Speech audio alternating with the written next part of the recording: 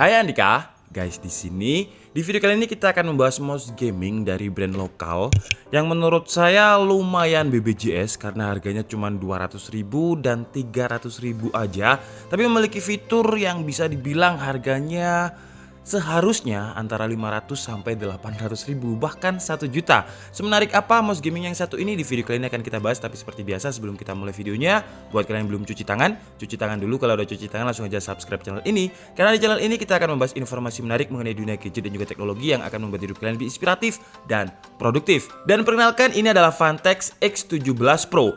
Loh, bukannya udah pernah direview ya dulu ya? Beda, kalau yang dulu itu adalah versi non-pro, versi amatir, versi noob lah. Nah, sekarang Phanteks ngirimin kita lagi versi pro dan versi terbaru dari X17 yang harganya itu sekitar 800.000. Tapi sekarang lagi ada harga promo launching menjadi sekitar 375.000 yang seharusnya promo launchingnya itu kemarin tanggal 18, dan karena barangnya ini telah datang jadi saya baru bisa review. Entah apakah harga promonya masih, kalian bisa langsung cek aja di link pembelian yang ada di kolom deskripsi. Mungkin buat kalian yang kelewatan atau belum pernah melihat review dari X17 Black versi non pro, akan saya comparekan sedikit di video kita kali ini, dan di sini sudah saya perbedakan ya. Kalau yang putih ini adalah versi non pro dan yang hitam ini adalah versi yang pro. Karena secara desain sebenarnya mereka ini sama, cuman ada beberapa bagian yang berbeda yang akan kita breakdown sama-sama. Pertama tentu dari segi harga, X17 non pro dibanderol dengan harga 217.000 dan versi pro dibanderol dengan harga 379.000. Selisihnya sekitar 164.000. Hal pertama yang saya rasakan ketika saya memegang Phanteks X17 Pro ini, kok dia lebih ringan ya. Padahal ketika saya melihat spesifikasinya, bobotnya ini sama. Versi non pro 91 gram, versi pro ini juga 91 gram. Ternyata perbedaannya terletak di kabelnya. Kalau yang versi non pro dia pakai kabel nilon braided yang cukup tebal dan juga cukup kaku seperti ini. Dulu memang ketika review X17 non pro saya sempat kasih saran kepada Phanteks, kalau kabelnya ini terlalu tebal mungkin bisa dikasih kabel yang lebih tipis tapi tetap kuat. Nah, di seri terbarunya ini yang versi pro, entah mendengarkan saran saya atau memang dari internalnya memang harus ganti, atau saya aja yang kepedean ya. Karena di kabelnya yang baru ini dia mirip dengan kabelnya Razer, yaitu Speedflex. Dia tebal tapi dia lunak. Jadi kalau kita pegang seperti ini, dia itu lunak dan juga ringan banget. Tapi kalau kita lihat aja, tebalnya sebenarnya sama dengan yang nylon braided.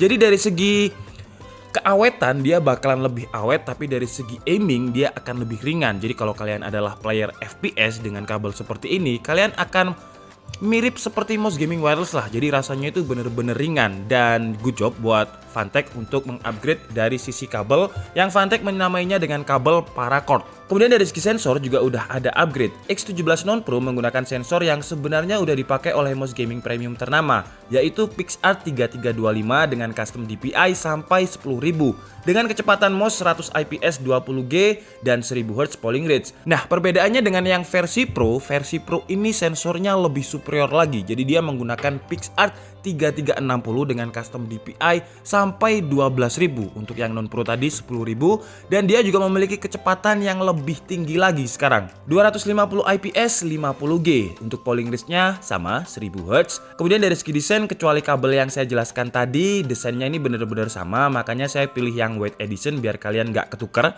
mana yang versi non pro dan mana yang versi pro, karena sama-sama memiliki desain ambidextrous yang general atau bisa digunakan untuk user yang left handed atau kidal atau user yang right handed. Secara dimensi juga pas untuk ukuran orang Indonesia yang rata-rata memiliki ukuran telapak tangan 19 cm dan beratnya juga 91 gram. Jadi ya nggak terlalu ringan tapi nggak terlalu berat juga, ya pas banget lah. Kemudian dari sisi build quality, untuk harga yang versi non pro 215.000, versi pro 375.000, menurut saya build quality-nya udah solid. Gak terlalu kerasa murah lah, dan finishing duftnya ini juga nggak bikin bekas fingerprint nempel, jadi kita nggak perlu sering-sering bersihkan. Cuman sayangnya untuk user yang kidal atau left handed tidak ada tombol custom atau tombol tambahan untuk back and forward.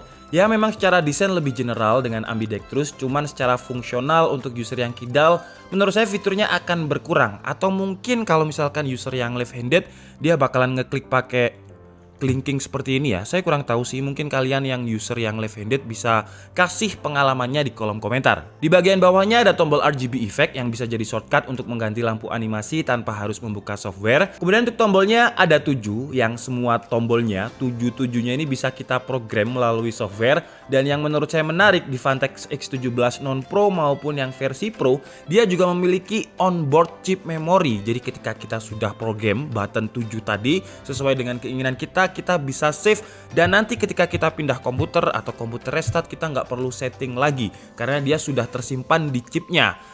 Dan biasanya untuk onboard memory itu ada di mouse gaming yang minimal setahu saya itu 500, 700, 800 bahkan sampai 1 juta. Tapi di harga 200 ribuan aja untuk Vantex ini sudah punya on chip memory yang menurut saya BPJS banget sih fitur ini. Dan untuk switchnya di harga 200 sampai 375 ribu di versi Pro ini udah pakai switch dari Omron yang tahan sampai 20 juta klik, dan switch Omron itu memang biasanya digunakan oleh brand gaming ternama. Untuk tombol-tombolnya menurut saya juga udah cukup nyaman. Tombol scroll wheelnya ini juga udah smooth dan gak kerasa murah. Yang murah itu biasanya yang nyantol-nyantol itu loh, yang kalau misalkan kita gunakan untuk scroll.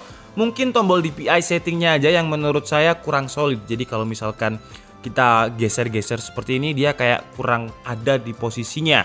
Mungkin di Next X17 bisa diperbaiki.